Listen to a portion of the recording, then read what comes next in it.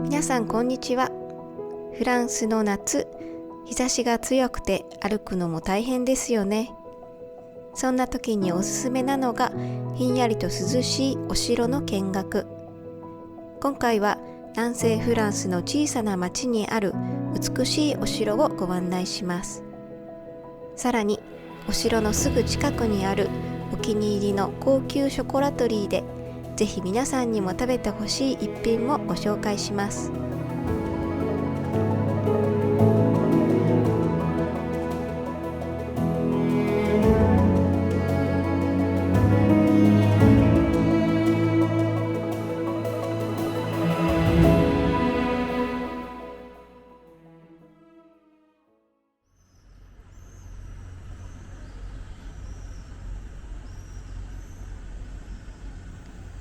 フランスの夏といえばクーラーのない家での過ごし方。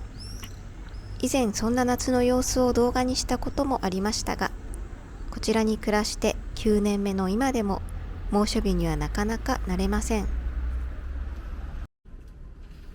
分かってきたのは6月の猛暑さえ乗り越えればあとは比較的過ごしやすい夏になるということ。さて、そんな暑い日に少しでも涼しく感じられる場所といえばスーパー、そしてお城巡りです。お城ってエアコンがあるの？どうして涼しいの？と思った方はぜひその秘密を考えながらご覧ください。もちろんお城の見どころや塔の上からの絶景も合わせてご紹介します。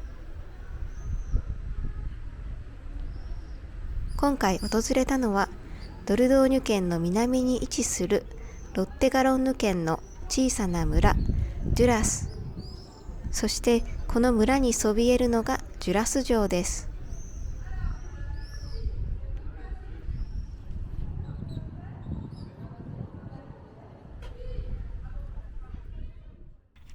ジュラス城が最初に建てられたのはおよそ12世紀。中世の頃には要塞として使われ、その後は代々の貴族たちの手に渡りながら少しずつ姿を変えてきました。17世紀には優雅な住居へと大改装されますが、その後のフランス革命では一部が破壊されてしまったそうです。その後、長い間ほったらかしにされていたこのお城。今は村によって丁寧に修復され、歴史や文化に触れられる場所として開かれています。まず最初のお部屋はこちら、ブーランジュリー、パン焼き場です。この木製の家具、飲みの市でも時々見かけますが、ユヌメと呼ばれる伝統的なパン作り用の家具です。中は空洞になっていて、パン生地をこねたり、発酵させたりするために使われていました。左奥に見える石の窯、素敵ですよね。こういう窯でピザを焼いたらきっと美味しいんだろうなぁなんていつも想像してしまいます。でも火を起こして焼くまでの準備にはかなり時間がかかりそうですね。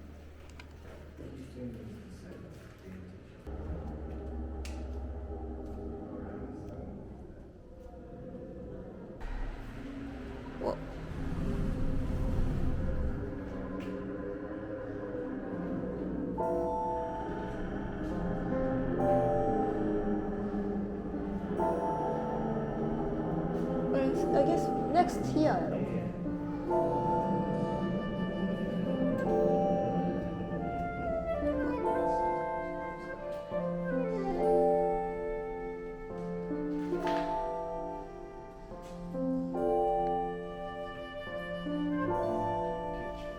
キッチン。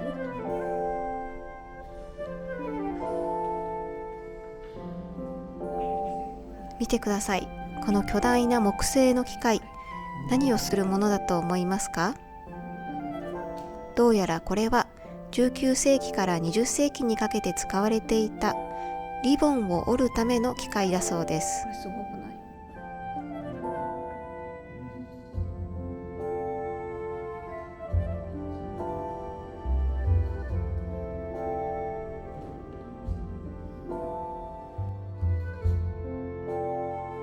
次のお部屋は100束の焚き木のキッチンと呼ばれていた大きな料理室です。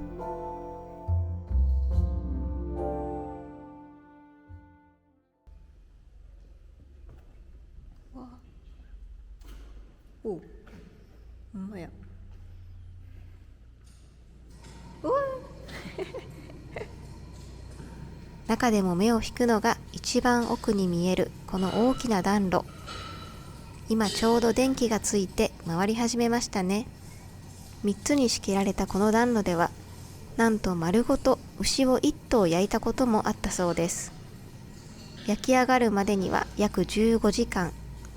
大量の焚き木が必要だったことからこの名前がついたと言われています。窓の下にあるスペースはポタジェと呼ばれていたそうです。今では菜園という意味で使われていますが、昔の料理用語では炭火の上に鍋を置いて加熱するための台、レショーのことを指したそうです。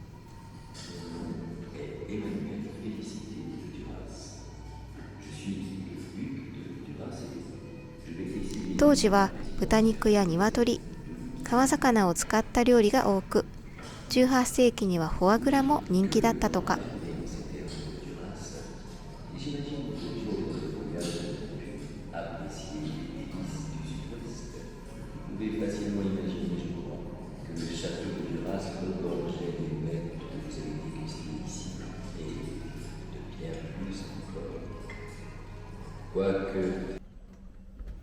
さて、次に見えてきたのはこのお城で一番大きな井戸です。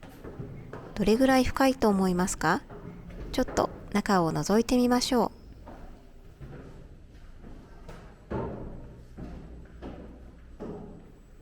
この井戸は中世に掘られ、城の生活を支える大切な水源だったそうです。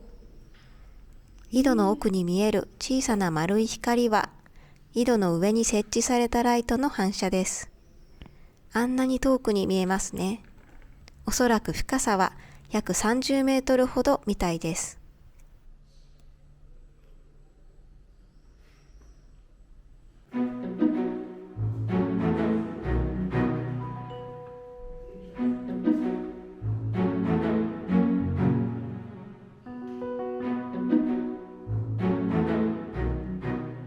こちらに展示されているのは、フランス革命をテーマにした陶器のコレクションです。主に18世紀、ヌベール窯で作られた作品が並んでいます。一枚一枚手書きで描かれた絵柄には、当時の人々が目にした革命のシンボルや出来事が表現されていて、お皿を通して歴史の一場面を感じられるのがとても興味深いです。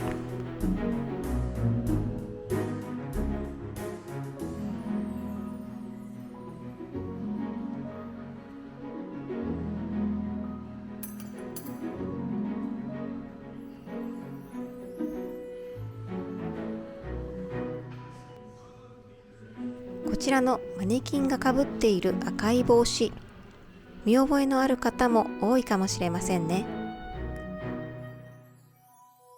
実は私は最初はこの帽子を見てピンとこなかったのですが、調べてみるとこれはフリジア帽と呼ばれるものでした。なんと2024年のパリオリンピックのマスコットにも使われていて、意外なところで見かけていたんだなぁと感じました。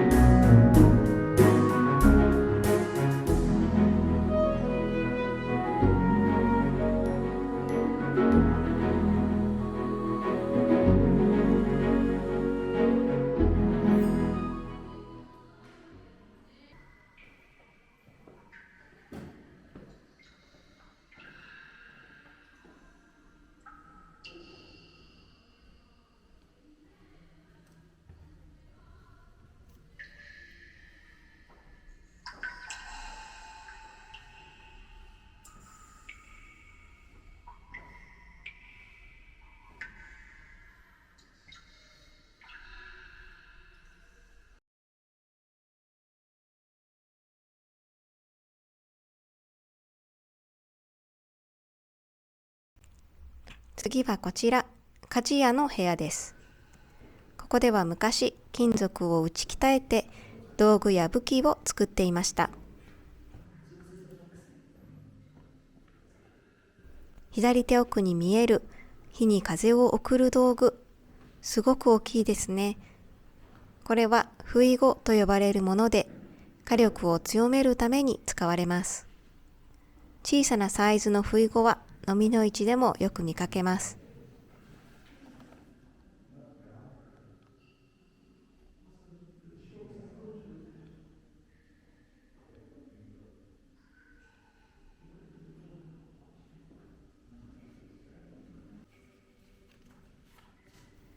さて、こちらはかつてお城を守っていた兵士たちが待機していた部屋です。左手にはトイレと思われる場所があります。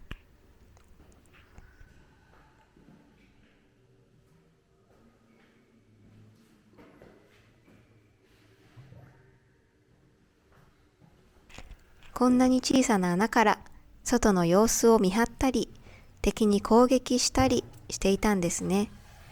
ちょっとカメラを通して外を撮影してみます。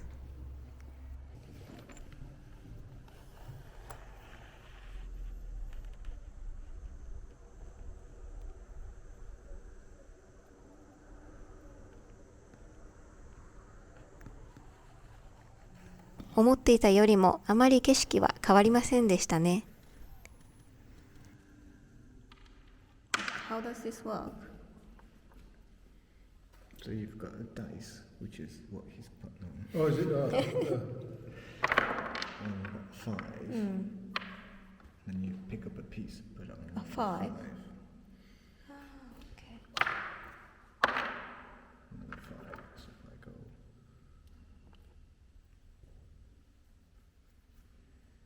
面白いやん。Have a go.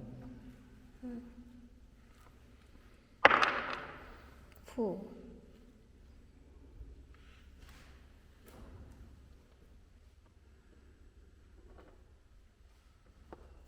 お城のところどころでこのような木製のゲームを見かけました。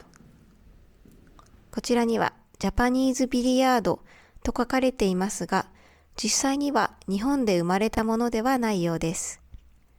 気になって調べてみたところ、これは19世紀末から20世紀初頭にかけて、フランスやヨーロッパの一部で広まったピンボールのようなゲームでした。当時のヨーロッパでは、ジャポニズムと呼ばれる日本文化ブームがあり、日本のものや日本風のものにジャパニーズとつけることで、エキゾチックで魅力的な印象を与えるマーケティング手法だったそうです。こういうシンプルなゲームって大人でも意外と夢中になってしまいますよね。次はいよいよ楽しみにしていた塔の上へ。このお城の頂上からの景色を一緒に見てみましょう。塔の上までは約120段の石の階段を登る必要があります。段数は多くありませんが、狭い塔の中に螺旋状に作られた石の階段は、段の幅も狭く、一歩一歩慎重に登らないと滑ってしまいそうでした。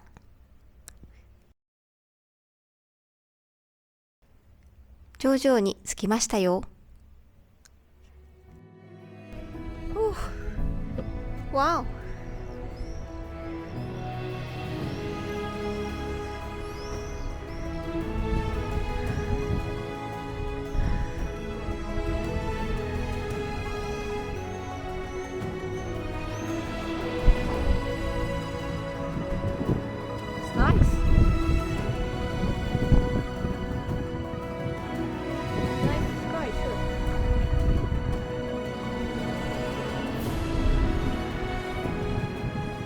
塔のてっぺんからは遠くまで続くぶどう畑やジュラスの小さな町並みが一望できます。ラッキーなことに天気にも恵まれ、見晴らしもとってもいいです。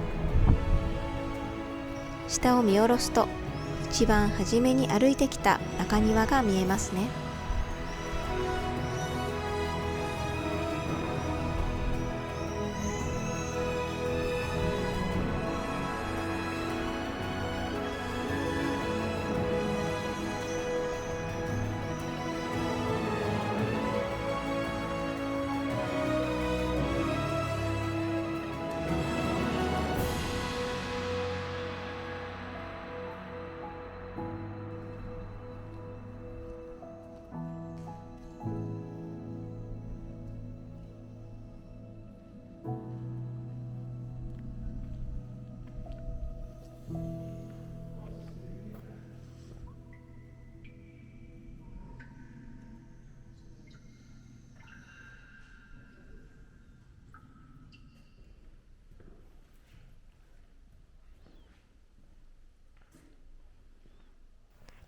さて皆さん、このお城のツアーもそろそろ終わりに近づいてきました。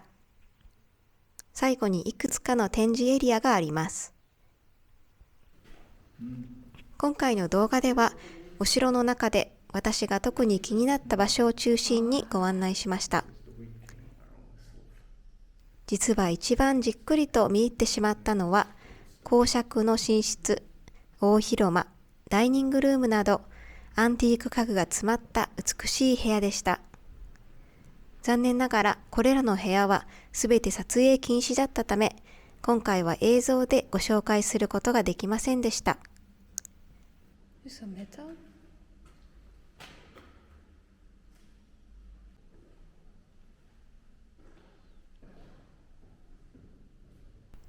1001の城があると言われるドルドーニュ。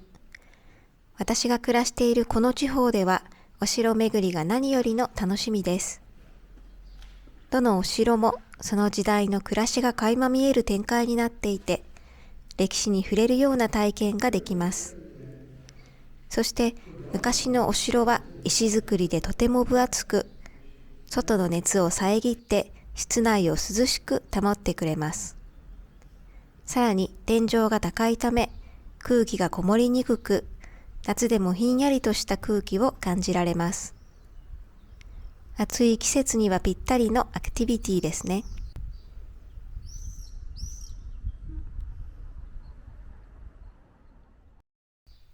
そしてこのデュラスの村にはもう一つ私のおすすめポイントがあります。こちらの高級ショコラトリーメゾンガンゲです。実は今回どうしてもこのチョコレートが欲しくてここに立ち寄りました。こちらはレーズンチョコなのですが、いわゆる普通のレーズンチョコとは全くの別物なんです。というのも私、実はレーズンチョコがちょっと苦手で。でもこれは特別。レーズンをソーテルヌという世界三大寄付ワインの一つに漬け込んでいるんです。このソーテルヌはボルドー地方で作られるとっても甘いデザートワイン。そのレーズンをダークチョコレートでコーティングしています。開けた瞬間に広がる香りはフルーティーで甘いブドウの香りがします。食感はシャリシャリしていて、まずは甘いブドウを食べているような感じがして、その後にほんのりビターチョコレートの味がやってきます。甘ったるくなくてついつい食べ過ぎてしまいます。お値段は 200g でおよそ10ユーロでした。どうやらいろいろなショコラトリーが作っているようなので、今後見かけたらぜひ試してみたいと思っています。皆さんもこのレザン・オ・ソーテルヌを食べたことがある方は、ぜひコメントで教えてくださいね。最後まで見ていただきありがとうございます。よろしければいいねとチャンネル登録もよろしくお願いします。